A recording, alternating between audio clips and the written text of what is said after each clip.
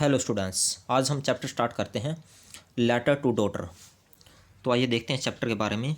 About this chapter, this is a letter that was written by Jawaharlal Nehru, India's first prime minister, to his daughter Indira when she was 10 years old. Read this letter carefully. ये जो letter है, ये letter Bharat के पहले प्रधानमंत्री जवाहरलाल नेहरू ने अपनी बेटी को लिखा था, इंदिरा गांधी को, जब वो 10 साल की थी।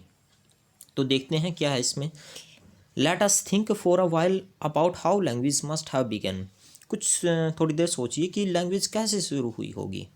The monkey it is said have a few cries और वर्ड्स फॉर सिंपल थिंग्स। ऐसा कहा जाता है कि ये जो लैंग्वेज हमारी मंकी से स्टार्ट हुई, यानी उसने कुछ चीखे चिल्लाया होगा मंकी, या उसने कुछ आवाज़ की होगी, उससे शुरू हुई।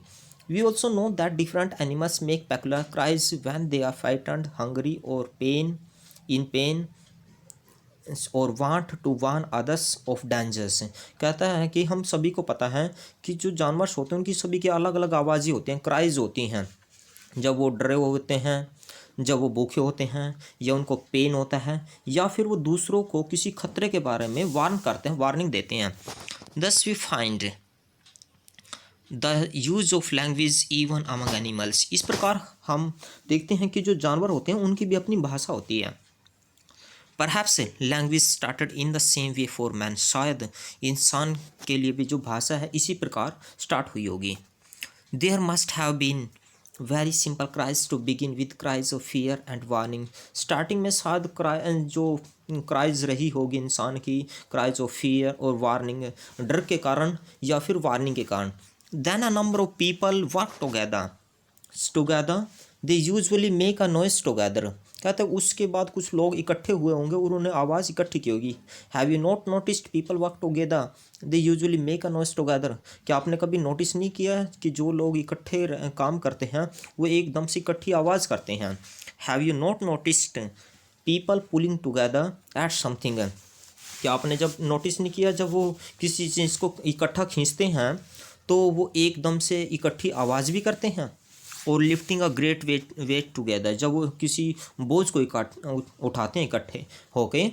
It seems that all cries together helps them a little. ऐसा लगता है कि जैसे जब वो क्राई करते हैं, एक दूसरे को चिल्लाते हैं, एक दूसरे को कहते हैं कि जोर लगाओ, तो शायद इससे उनको हेल्प मिलती है।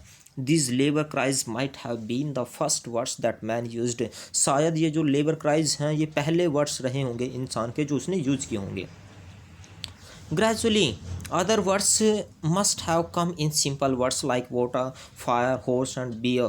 और धीरे धीरे जो सिंपल वर्ड्स है वो आगे, जैसे पानी, आग, घोड़ा, भालू। Probably there were only nouns and no verb. शायद उस समय केवल नाउन्स रहे होंगे, यानी संज्ञा रही होगी और वर्ब नहीं होगी।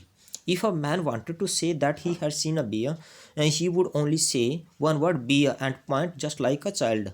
यदि किसी व्यक्ति को ये बताना होता था कि उसने भालू देखा है, तो वो केवल उसकी वो कहता था कि बियर, और उसकी तरफ इशारा करता था जैसे एक बच्चा इशारा करता है।